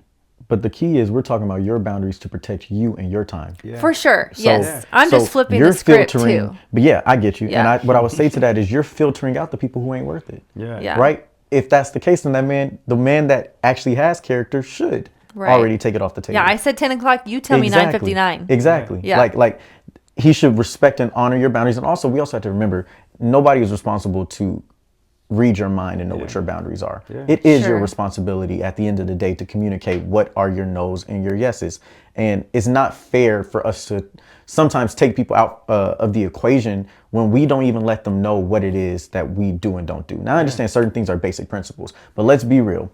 The world that we live in, like opening a door, that's one thing. Man not doing that, yeah, okay, I can understand cutting that off. He asks you out for the date and then he wants you to pay for the date or even go half on the date that he Right. asked you for. No. We're not doing that. The basics. But something like sex, removing sex from the table, which is extremely intimate, but also something that has not been shown to be an intimate thing in this society anymore. And most people are not on that frequency. You need to communicate that, hey, just so you know, the type of person I am, this is who I am. Yeah. Okay. And my thing is, I hate when people say, oh, I don't have sex on the first date, or I don't have sex until 3 dates, or 90-day rule. First off, never communicate that. Yeah, You don't you're tell giving a cheat code. person exactly your boundaries. You don't tell a person how they can crack it. Rex, you mentioned with Gloria, right? Yeah. You said that she had her standards about what she wanted, but she didn't tell you what they were, Yeah. and she waited to see if you were going to meet them. Yep, that's what she said. I said, "What are you looking for in a man?" That's my ultimate golden question, right? Because once you tell me, That's that I can manipulation become it. piece. Right. And she's- Answers to the test. Right. She said, "I'm not going to tell you. I'm just going to see who you are, and then I'm going to decide if you are what I need in my life or what I want in my life." Yeah. Bottom that's line. good. Right. So with that being the case, when you include sex, it kills your discernment. Right. Let's just say Agreed. he's terrible, but he be dropping it off. Yeah. Yeah. Come on. Yeah. You know, look. For sure. If he's dropping it off, You're under a spell Yes. at that point. Every Yeah. single time. It's real soul ties. Hey, baby, I need Chick-fil-A. Yes. Okay, you need sauce with that, Polynesian? like you gonna do whatever it takes. But you know he ain't good, and Yep. you start saying, "Girl, I know he ain't good, But I need that. but I need that." Right? It kills your discernment. Yeah. Right? Yes, you have eggs that are ready to be cracked, but do you want to be a single mom? Yeah. Do you want to have a horrible father for your children? Do you want to have a horrible Right. father? Do you want to have a person that's raising your kid that you don't even like? So that's the reason why in the beginning, Bob, the guy said, on the two shall become one when they become married. When the man chooses his wife, when the man finds his wife, yeah. that's when things have happened. And so the deeper we get into the word, the more we understand why there's a rule book. Yeah. Right. Because we're out here, like, everybody talks about how sex is just go with the flow. Yep. But one thing, the only thing that goes with the flow is dead fish. Come on, Rex. Right? If you're going with the flow. Damn, that's good. Yeah, now, that's come his on, bar man. right You there. know? But seriously, a man is going to do what he has access to. Yeah. And the man is going to do Is what that you let him. true Character. for all men? Character. Well, even a good man, is he going to see if he can get access? Is that like 99.9% are going to at Most, least try? yes. I'll say most. You're going to know what type of man you are dealing with based off conversation. Right? If you have a boundary at 10 o'clock and he pushes that boundary, he wants to have an extra conversation, you know what type of man he is. You know a man that's going to respect you, and you know a man that's going to only respect you to get what he wants from you. Yeah. Yeah. A squirrel looking for the nut, but as soon as he finds a nut, he's looking for another nut. Yeah. Right? So you just have to know, and that's the reason why having a conversation is so important. That's the reason why having standards is so important. That's why I appreciate my wife, because she told me, Rex, I'm looking for my husband. I'm not looking for a boyfriend, and I'm not looking to be boyfriend and girlfriend no more than 2 years. Wow. Checked him on the spot. I'm Wow. like, Temperature check. You think about it, my longest relationship was 4 years. I've never even thought about engagement with somebody because I didn't like the person I was with. I didn't think that I could marry the person that I was with because I always expected for them to become more. Until when my mentor said, Rex, if you can't marry who they are in front of you, you can never expect them to become the person that you want them to be. Right? So you got to take it at face value. So when she said that, I was like, wow, okay. She's looking for a husband. She's not looking for nothing to play around with. Not looking for no boy toy. Not looking for no situationship. And she wants to be engaged in 2 years. Am I ready for that? Yeah. And I said to yeah, absolutely. Good thing I'm looking for my wife. Let's run it. Yeah. Right? So if you don't have a standard, you're going to allow him to create the standard. And if he's not a man of character, whatever he creates is whatever he creates. Right. And then you're just Lost in the sauce. lost in the It's sauce. character. There's another Yeah. part of that equation too, like as a woman taking the sex off the table and stuff. It's also hard because if you have been taught, programmed, learned from past relationships that you have to give him your body for him to give you love, then it makes it that much harder to be willing to take sex off the table. Yes. Because you may feel like there's no way he's gonna want me with that. There's no way he's gonna love if some women have been taught, like, it's so deep that you really think you can't bring value to a man's life without sex. And because men say that, if I'm not getting it from her, I'm going to get it from somewhere else, type of thing. So from y'all's perspective, what value does a woman bring to your life aside from sex? Like, why do you want a wife? Why do you want a woman in your life? Right. Well, at the end of the day, no, sex is a major value. God made it that way. Yeah. Right? He said, enjoy the woman of your youth. Enjoy her breast. Like, that's what the Bible says. But in the context of marriage. As a man, I don't care, because I think a lot of people who call themselves men of God and women of God, you're not even in your word. So I'm going to hold you accountable what I'm about to say. The reason why a man should want a wife is because he who finds a wife receives favor from the Lord. That means your favor is waiting out there with you when you find a wife. Yeah. You're not going to get all the blessings, all the anointing, all the things that God has called you to have dominion over. You're not going to be the man that you're truly supposed to be until you find that. No man is truly complete until he finds his other half. Bottom line. I don't care who he is. Until a man finds his wife, he doesn't know. Because even within a relationship, when you're in a serious relationship that's moving towards marriage, I'm not even married yet. And I have become a 10 times better man because of my woman. right? Because relationships challenge you. Relationships make all the things that you thought were good because you only had to put up with you. Now when somebody else has to put up with you, and you have to decide, am I going to adjust these things about them that I'm cool with dealing with, but they aren't? Now you're challenged to see, how serious are you about being a partner? How serious are you about addressing your traumas and your fears and your lack of communication and all these things that seem so good on the outside, but she knows the real you. One thing, my profile, Adrian, he tells me this all the time. He says, husbands and wives, boyfriends, girlfriends, all that, they're a reflection of their partners. And that's why we struggle so much. Is because usually the things we can't stand the most in our partners are the things about ourselves that are causing the problems in the first place. You don't like the fact that she talks to you crazy certain times whenever you trigger her in certain ways. But you want to address the fact that the reason why you get so triggered by it is because, or why she got so triggered by it was because you talked to her in a way that was demeaning. Your tone was not delivered when you thought that just because you said the truth that it was fine, but you were harsh with it. Yeah. So maybe if you would have controlled your tone, she would have controlled her tone. Right? And it goes both ways with men and women. You want favor. So that's the first reason why. And then talk about the value that we get. I'll tell you just a few simple examples.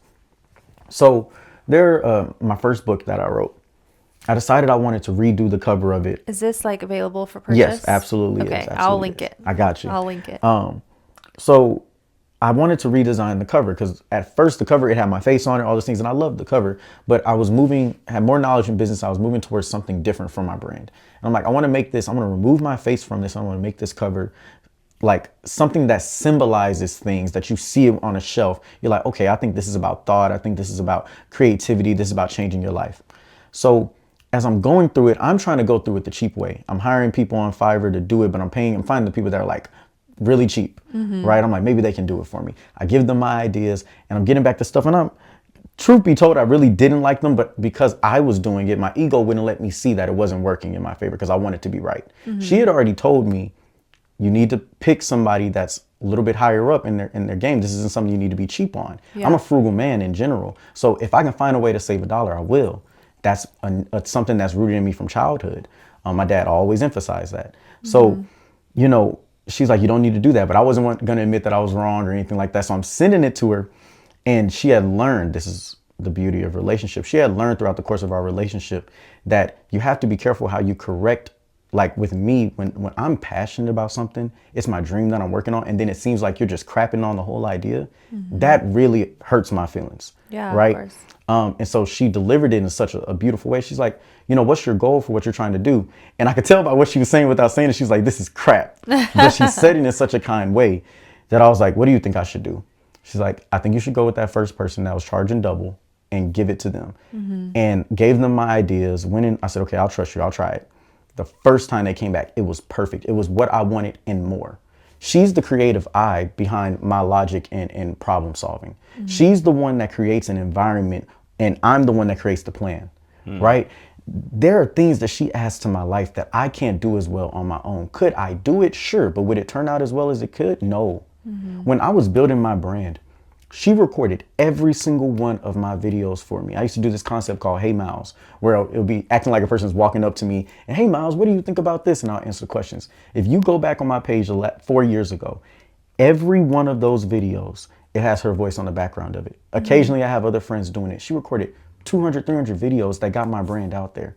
So when you think about the value of somebody that's with you, right? If she's doing this for me and we're not even married yet, I can't wait to see what happens when that's my wife, right? Yeah. When we have a covenant with God and I receive even more favor because she's already given me a lot of favor and we're not even in that covenant yet. So, to the men out there, the main thing that I will say to you guys is your ego tells you that you can do it by yourself.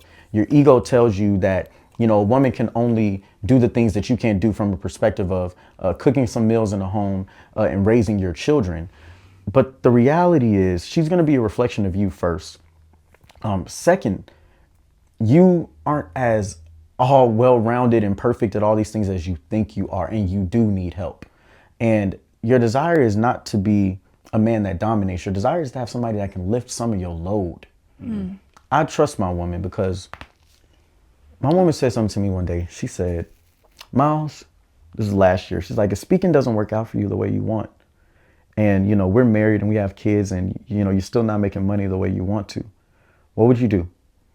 And I said, you know, I don't care if I got to go get a job at Walmart. Like, I'm going to go do my part, right? To make sure that my family is taken care of. There's no pride in making sure that we're good. And, you know, my woman is in a career field, the medical field. Like, when she finishes school in December, she's going to be making a decent chunk of change.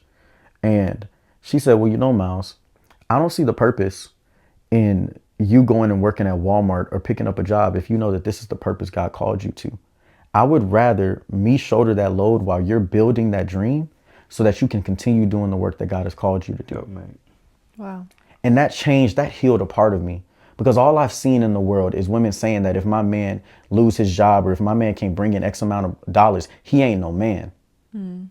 But I saw growing up, my father being the breadwinner at home. My mom was a teacher and my dad worked for Continental Airlines before they merged and became United. When my dad was working so much overtime that he was probably only supposed to be making $60,000, $70,000 a year. He was working so much overtime where he was touching six figures, right? Because he wanted to make sure we were good. I wouldn't see my dad for days because he was working so hard. When they merged with United, they moved their headquarters to Chicago. And they basically gave everybody two choices. They said, you can either keep your job and move to Chicago, give you a relocation package, all that stuff, or you can lose your job and stay here in Houston. My dad had to choose. My dad chose to stay because me and my sister were in high school and he's like, I'm not uprooting my family. My dad thought he was going to be able to get a job real quick. Didn't happen that way. My dad searched for jobs for 3 years, was out of work for 3 years. Severance ran out after 16 months. I don't remember how long, but severance ran out after a certain point in time. My mom is still just a teacher. My mom is taking on these bills in the house. My dad is now the one that's cooking all the meals. My dad is the one taking us to school every single day and picking us up. My dad is now taking on the roles that traditionally you'd see a woman in a home do. And you know what I never saw happen? I never saw a change in the dynamic in the way they treated each other. I never saw my mom now become a woman that said, oh, you don't got to ask your dad that. I got this. Whatever you got. No. It was still, go ask your father. Nothing changed. My mother never demeaned my father, and my father never laid in pity because of his circumstance and didn't find a way to still contribute to and lead his home. And that's when I knew what partnership was. That's what I want in a wife. That's a great example. Yeah, you're fortunate to have that. You said something about a young lady feeling like her value comes from her body, right? The answer to that is therapy, right? It's healing. It's redefining what your value means. It's redefining what your boundaries are. It's redefining what your identity is placed in. If you only believe that I am meant to make a man feel good, if you have this scarcity mindset that if I don't make him feel good, somebody else is going to make him feel good, and that's not your husband, you're going to always believe that you got to give and give and give and give. And that's what keeps you caught up in the trap. That's what makes you lose access to being a wife. Because once again, a man doesn't want to marry something that he knows anybody can have. He doesn't want to marry somebody that he knows, okay, on the first date, I can get this, right? So going to therapy, healing, in the work that I do, I have a lot of young ladies that have dealt with molest, right? From ages 4 to 10 years old. Because of that, there's one or two things happen. One, they become very promiscuous, right? They're the young ladies that will be okay with running the train.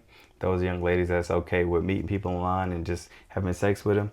Those are the ladies that end up having all kind of STDs, some that they can get rid of, some that they can't, but they just don't really care because they've learned that their body doesn't matter. Their body, they don't matter. It's just how they can make somebody feel. Or like their body doesn't belong to them. Yeah, it belongs to the man. It's whatever they want to do with it, right? Or they become the type of woman that's scared of relationships. So I'm going to avoid all of this. I don't want to be in a room with a man. I don't want to be in a relationship with a man. I'd much rather date myself or date a woman. Yeah. Because I feel safer with myself or with somebody else other than a man, because this is how I was taken advantage of. They don't trust themselves. They don't trust their body. They don't trust other people. So with that being the case, like, it takes true healing to redefine your identity, to redefine what you value, to redefine how people value you. Because once you see yourself in a better light, it's hard to believe somebody else's thoughts or perceptions about you if it's different. Yeah. Right. If I know I'm a godly man, if I know that I'm not the Rex that I was in 2019, and you try to convince me that I'm not, I don't care what you got to say, because I know how much work I done did. I know I'm healed. I know God done changed my life. Right? Yeah. Could I snap back and be that person? Absolutely. Give me enough of those, I'm good. Right? Right. But I'm consciously making an effort and decision that this is who I am, this is who I say I am, and this is, I just have to remind myself that. But if I am defined by my past, if I am defined by my trauma, if I am defined by what somebody else said that I was, then I'm always going to attach myself to people that make me believe that thing. So I just wanted to add that. No, that's good. Yeah. I definitely think a lot of women have had experiences that make us feel that way, that like our body is something that's for other people. Right. That if you don't bring that to the table, then he's not going to want you. Or, you know, having that scarcity mindset or that insecurity to where, okay, if I don't give him my body and then he doesn't want me, then he's going to get someone else and then I'll be alone. Right. Yeah. Because, and that might be true. Yeah. But what the missing piece is believing that that's a good thing. Right. Because you're, like you said earlier, filtering out the men that you don't want. Yes. Right. Filtering out. And then I hate to make this all biblical, but the Bible also says when you're married, your body no longer belongs to you. It belongs to your wife. Yes. And your body belongs Her to body your husband. belongs to you. Yep. Right. So at the end of the day, that's what God wants us to believe in the context of marriage. Yep. That's good. But beyond that and before that, no, it's your body. But our mess from outside of marriage ends up messing up everything in the first place. Yeah. And now we can't even have a conversation to say that, what he just said, that verse. Even for somebody that's in the church, there will be women and men who hear that and be like, my body is not no man's body. My body is not no woman's body. And it's like, no, like in the right dynamics, had you never dealt with what society has pushed on you, if you never dealt with the trauma that you pushed on you, this would be the most ideal circumstance. The Bible literally says to make sure that you satisfy your husband or your wife so that when they go out into the world, they're not easily tempted. Yeah. Right? The Bible also says, though, and Jesus says that a man commits adultery with his heart and with his thoughts just as much as he does physically. Even if he has not touched or did any of those things, if his thoughts are lustful, he's committing adultery. Yeah. So you have to think about things in the full context. And we just really not as sound as we say we are as believers. And if we did a better job of getting deeper in our word and submitting ourselves to the word, a lot of this stuff that the world tells us, we will start to realize that it's not true. Yeah. And that there's a healthy way to have boundaries and respect your body, but also be able to get into a covenant with a man where you can trust him. Yeah. And to, you brought up these concepts about not being able to have sex and the value. One thing that is key to me is that while sex is super important in my relationship, I have decreased the value of it on purpose because I know there's going to come a time later on down the line where sex may not be an option for a while. Let's think about it. If my wife is pregnant, there's going to be months upon months on end while she's pregnant that you don't need to be having sex. And then afterwards, her body has to recover.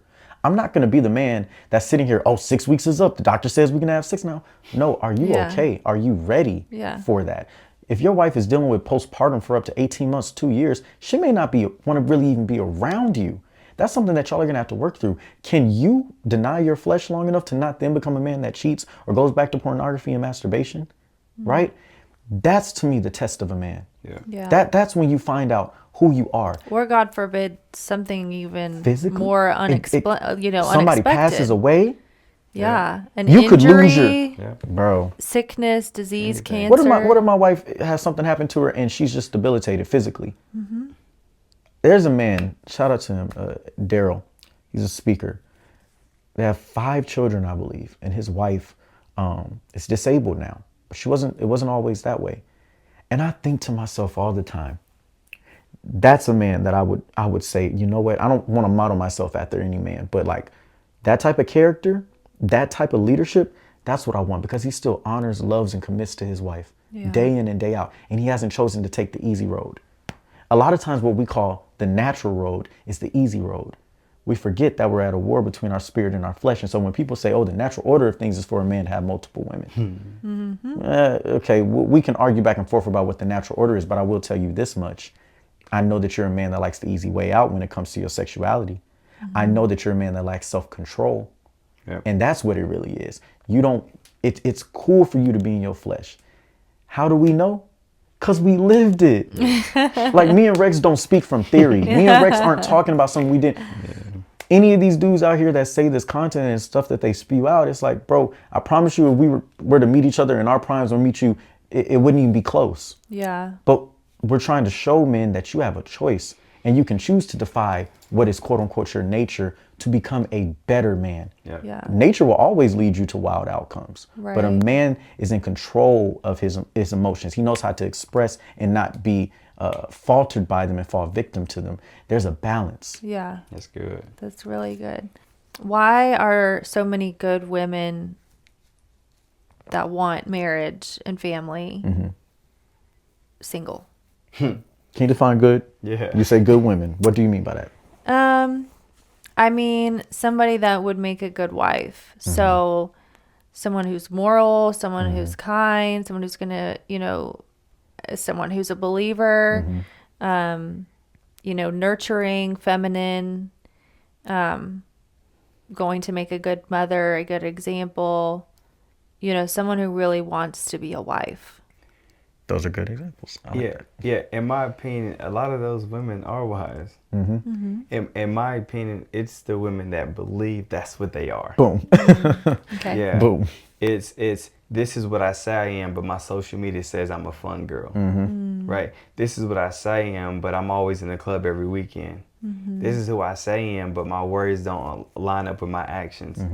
This is what I say I am, but the minute a man come to me and he's wanting to be vulnerable, I take his vulnerability and I throw it back in his face and I call him weak for it.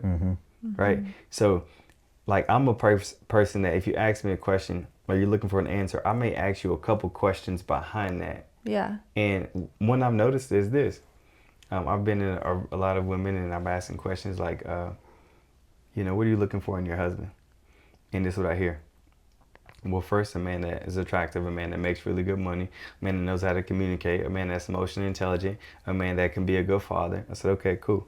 And what type of person, what type of woman are you? They say, what you mean? Like, what do you mean what I mean? Like, based on what you are looking for in him, do you match those things? Are you emotionally intelligent? Right? Do you know how to communicate? Are you soft? Are you harsh with your approach? Right? Are you very promiscuous? Right? When you go out, are you a respecter of men? Do you know how to read a room? Right? And the majority of the times the answer is no. Are you hanging around other women that are wives? The answer is no. Are you in the club every weekend? The answer is yes.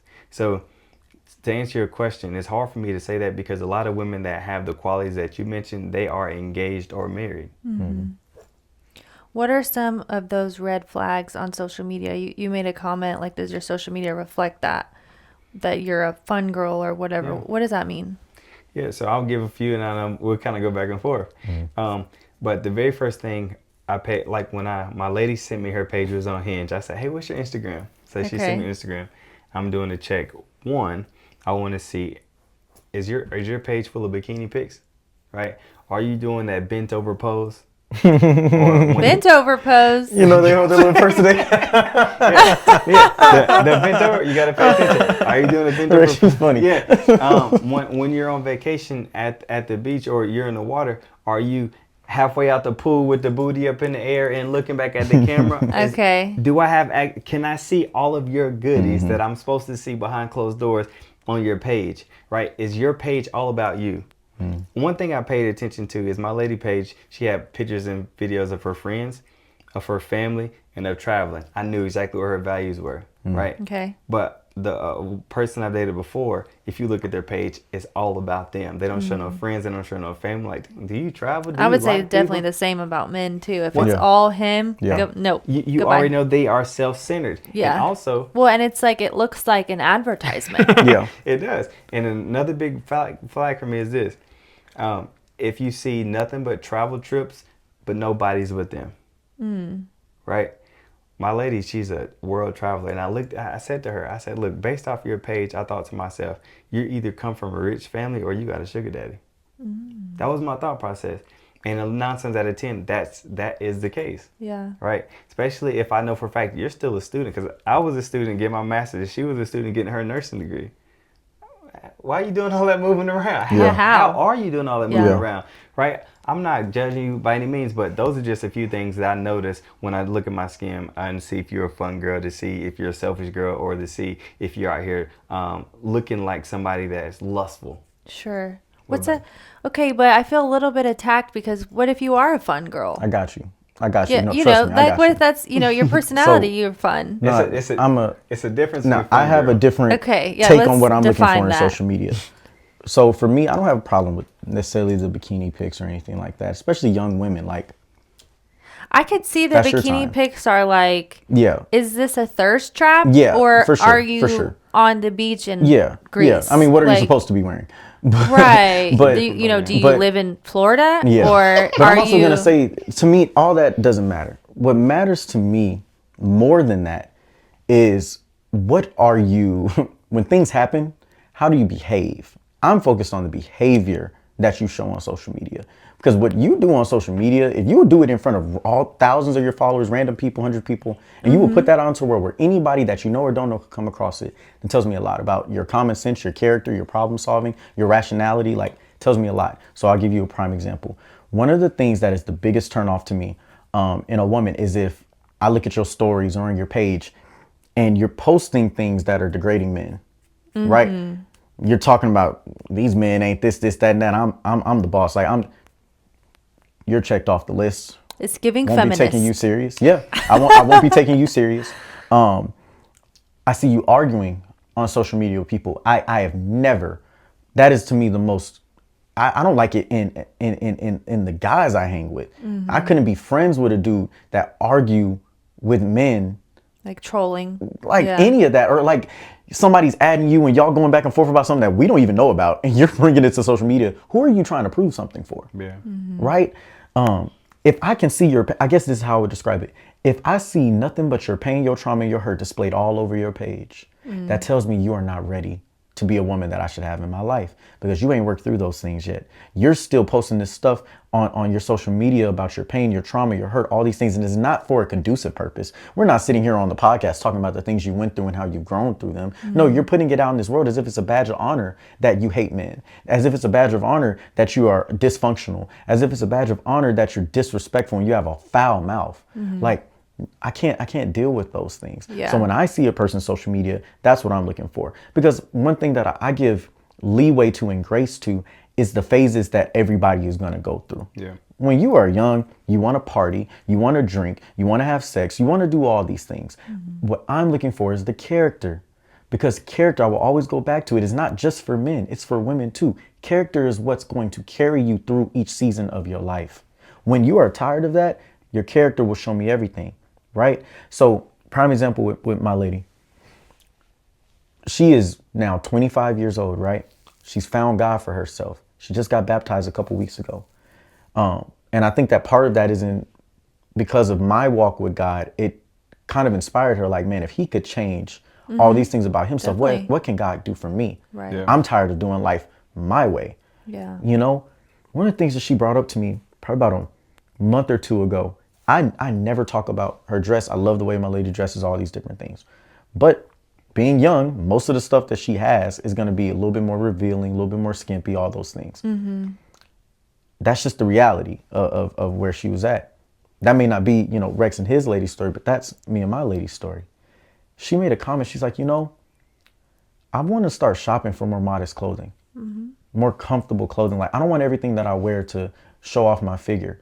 I used to want that when I was coming up, because I was really proud of the fact that, I have a booty on me and my body looks good and all those things. But now I actually don't feel comfortable with that. And I'm actually more in love with what I can hide and keep to myself. Right? But that's in her own walk. But I knew by her character that wasn't going to last long, because I could take my lady in any room and she knew how to command it. When we went to galas, my lady wasn't going to show up in the gala looking raunchy. She put on that gown, put her hair up in a nice updo, like she knew how to carry herself. If we went to a business meeting, she could command that room. When we went to see my folks, she knew how to dress for that. Like that was never an issue. Yeah. So the fact that, you know, you want to post her, all right, cool.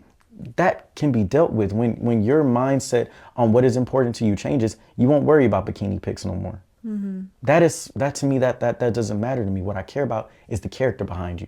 Yeah. Right. So it's fine to be a fun girl, but is your character one of this fun is forever for me? Like I want to live this life. What do we mean when we say fun girl? When I'm saying I'll take it a step further. Let's say like the hot girl. Like I'm here to use men, get the most out of it for myself, take advantage of my young years, manipulate, get what I want out of it, have sex, be promiscuous, all these different things. Okay. Like there's a time for that. And I'm 27 years old. I'm moving towards marriage, like all these different things. If I were to be single right now, I would not want a woman who's in her hot girl phase. Mm. Like that's for you when you were 21, 22. Like I want a woman that is ready for the responsibility of being a wife. Not one that wants to be married. I don't care about you wanting to be married. A lot of people want to be married. They don't want the responsibility of being a husband. They don't want the responsibility of being a wife. That's good. Do you know what that comes with? Yeah. Do you know what you're supposed to do if you're a wife and you're a husband? Like the things we're talking about giving your body to your husband and giving your body to your wife, and that is not your own. If that is a problem to you when you hear it, you're not ready for what that means. Mm-hmm. Not if you're trying to be a Christian woman and have a Christian husband and have a covenant with God. No, you're not ready for that. You need to work that out before you start sitting here saying, I'm ready for marriage. I'm going to pause there because I have other things on my mind. But no, sure. Fun girl, yes. By definition. Mm-hmm. A person I would never take serious, but I would play with. That's good. I like that.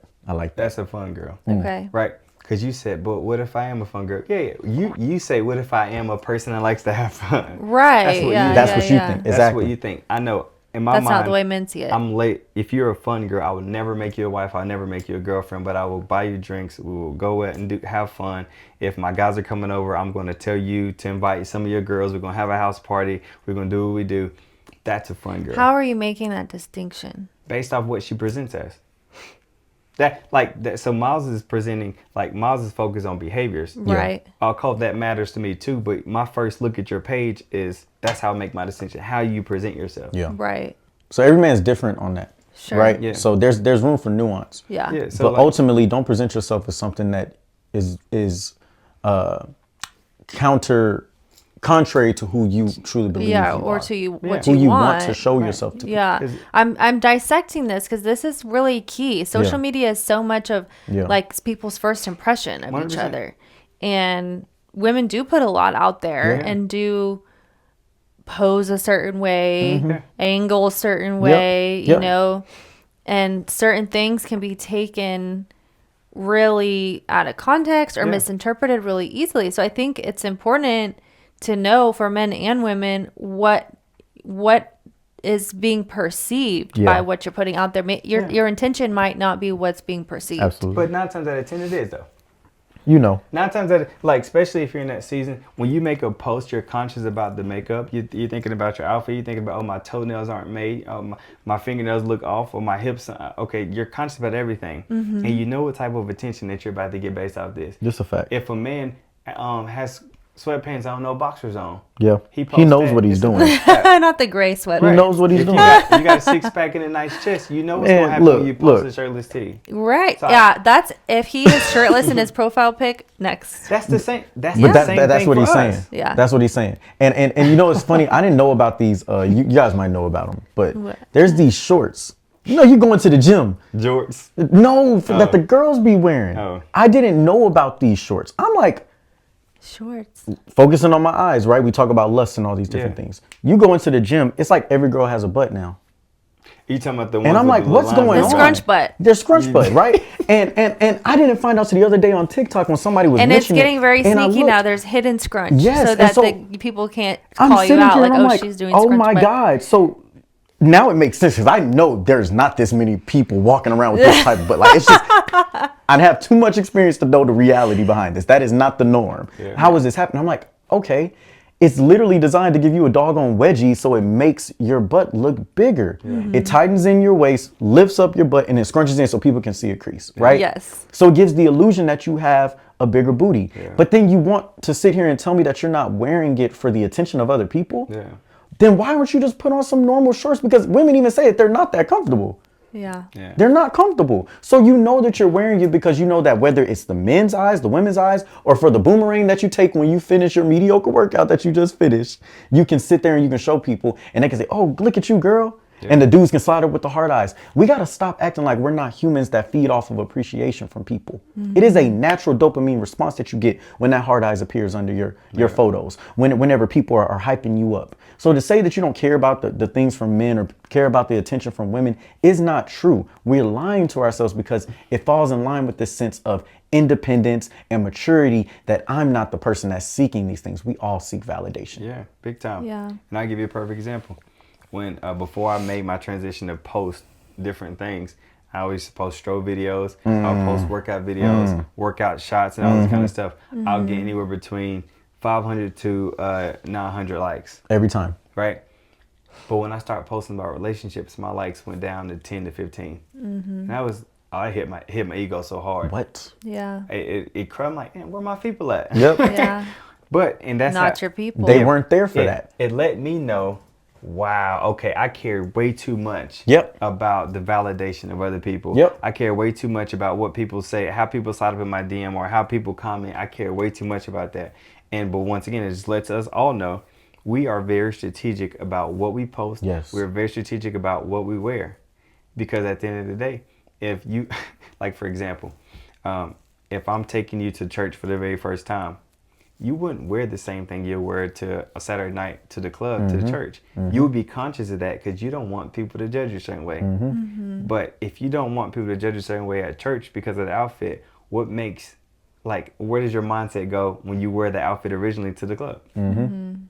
So you do want to be judged here. You're okay with it. Yeah. You want that. Yeah. I'm not mad at that because you do wear different things, different places. Yeah, I think there's like kind of how you were saying earlier, like read the room. Read the room. What exactly where you're going and stuff. I will say I relate to your girlfriend in that I think maybe 3 or 4 years ago I went through that transition of like I want to dress more conservative. It almost became like somewhat of a challenge of like how can I transform my closet to having clothes that cover more but that look better. They're still sexy. Like that I can wear this out to nice dinner to get cocktails to whatever, but it's not showing everything. Like it almost, and because I just love like clothes and fashion and like that's a creative outlet. So it became like this challenge. But I think there's maybe some nuance to that too. Like personally, I don't think, and maybe I'm thinking wrong, but I don't think there's something inherently bad about wanting to, if you're going out for drinks with your girls, be a little sexy, feel a little sexy. You have nice legs, wear a dress that shows off your legs or like whatever the case may be. There's like kind of a rule that like you pick one body part in the fit to like if you're showing all legs, of it, you're showing cleavage, booty, and legs too much. You know. So it's all a thing. Like, and that's why these conversations are so powerful, and we appreciate them.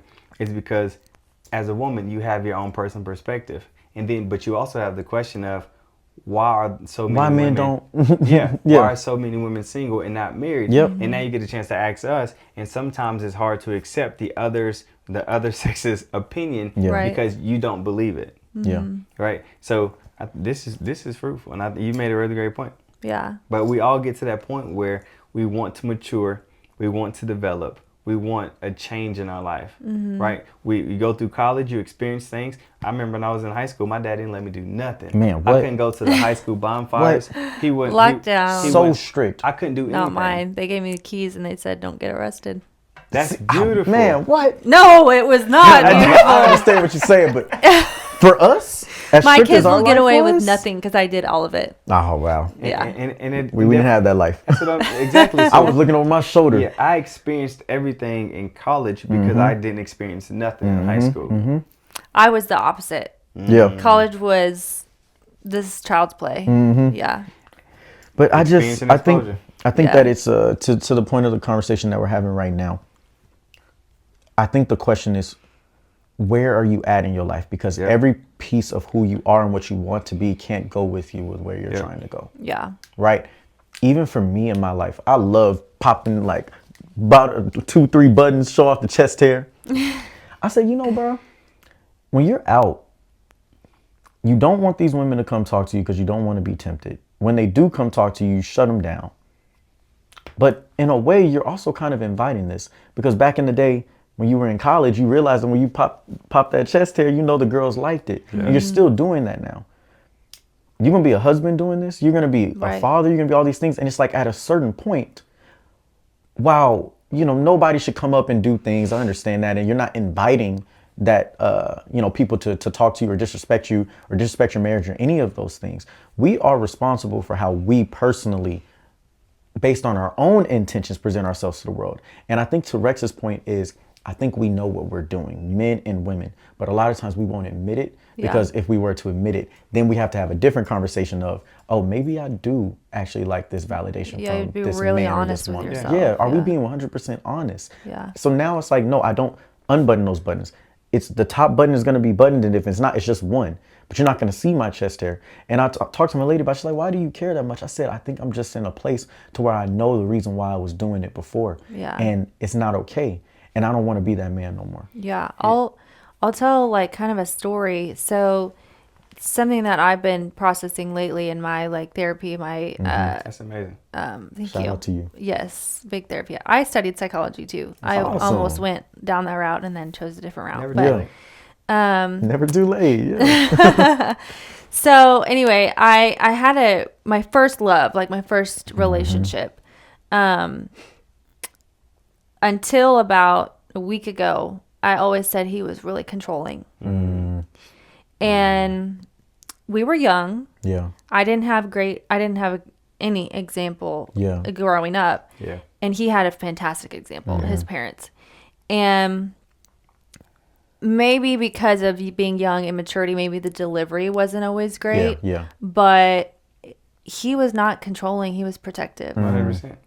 And what he was trying to do by essentially telling me what I shouldn't wear or what I should wear or who I should or shouldn't be around when he's there or not there, I perceived as control. Yep.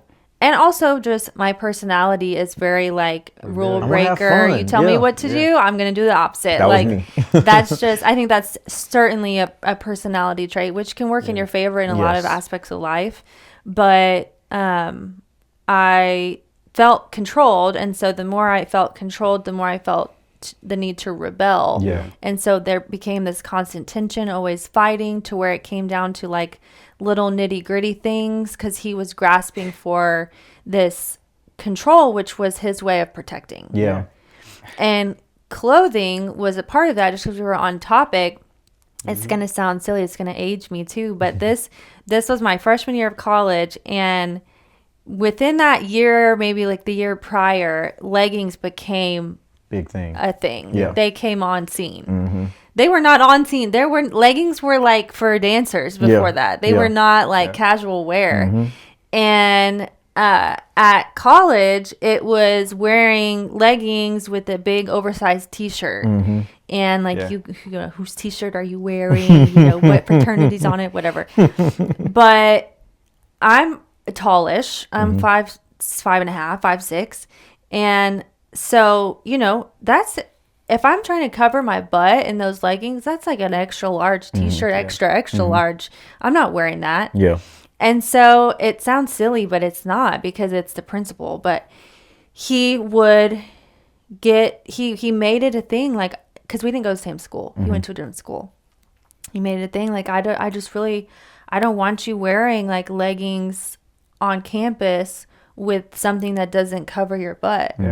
And I was distinctly remember that conversation, because I thought it was so stupid. And like, everyone else is wearing it. Like, this is stupid. Like, I'm just trying to be comfortable. But his perspective was, well, why do you want to wear that when you could easily cover it? Who are you trying to show off your butt for? Yeah.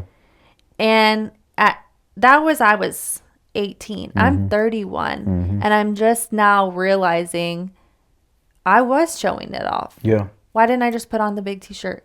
Yeah. He was like 200 pounds. Give me your shirts. I'll cover. Yeah. Why didn't I do that? Yeah. Because we want the validation. Yeah. Because he wasn't around. Yep. And to that point, That's real. That's Yeah. real. You just said something though, because he wasn't around. It's like, I don't have you here to give me the validation. That's right. I need the eyes from somebody. Well, and I don't have, you're not here to protect me. What are you going to do about it? Yeah. Facts. You want me to not wear the shirt? Okay. Yeah. And it was one time that he caught me because he came, we would visit each other. I mean, we really loved each other. We would drive 8 hours to see each other. Wow. Swap every couple weeks, every month. And he had gotten to my dorm. He drove up. He got to my dorm, was in my dorm before I got home from class. She walked in, leggings, shirt too high. And he was napping I had like a lofted bed. He sat up because I walked in. He goes, "Why are you wearing that?" And I'm like, here we go again. Yeah. But he felt disrespected. Yeah. Because I wasn't respecting the boundary he was trying to put in place. Yeah. That was his way of protecting what was his and having a woman that looks respectable walking around when he's not there. Yeah. That's a really big thing. I remember an ex of mine, she used to do that, but she used to tuck the back of her shirt in. Yeah. Like, what are we doing to We know what we're doing. Like, there's no way around this. Yeah. So, and the only time I'll argue that is at the gym because you keep sitting down and your shirt gets caught under. But if we're in no gym, what we doing? Right, exactly. Right. I guarded myself from that. Like, I've never had to police anything that my woman has worn. But I've never wanted to feel like I was policing what a woman was wearing. I'm kind of sensitive to certain subjects with women. And one thing that I did as a filter for that was I would never date a woman that I would have to police what she wears. Yeah. That was a big thing for me. If I would have to tell you that ain't what you need to be putting on because of where we're going, then you're just not the woman that I need to be dating. So if you're out and you got lace on where we can see your nipples, we can see your cleavage, we can see all these areas. Like, what's her name at the inauguration? Did y'all see that? I didn't even see it, but I know Jeff I heard Bezos' about it. Wife? Yeah, I heard about it. But it's like, no, never. Right? I will not be in that circumstance. And so rather than have to go back and forth with you about what you should be wearing or not be wearing, I just won't ever consider a person serious that I would have to police what they wear. Now, mine isn't about leggings, but mine is about more so things like that. If it's just outrageous, it's like, hold on for a second. But I will say 2 women's points. And this is something that I think men do need to come to a realization on. It doesn't matter what that woman has going on and what she's wearing. There are actually creepo weirdo dudes, and it's more men than you think it is, that don't care if she looks the most rundown version of herself fully clothed. They will still try and holler. And I have proof of this. One morning, my lady was leaving from my dorm room, and it's about 6 a.m. She has to go to work. She has to walk maybe like a 2-minute walk across campus to where her dorm was. She's covered up from head to toe. She has on very loose fitting sweats, some Ugg boots on. Her hair is wrapped up in a bonnet, like no makeup on her face. She's a beautiful woman, but she was completely covered up, right? Hoodie, everything, nothing is showing. As she's walking across, she was like, hey, FaceTime me while I'm on my way so, I feel comfortable or whatever.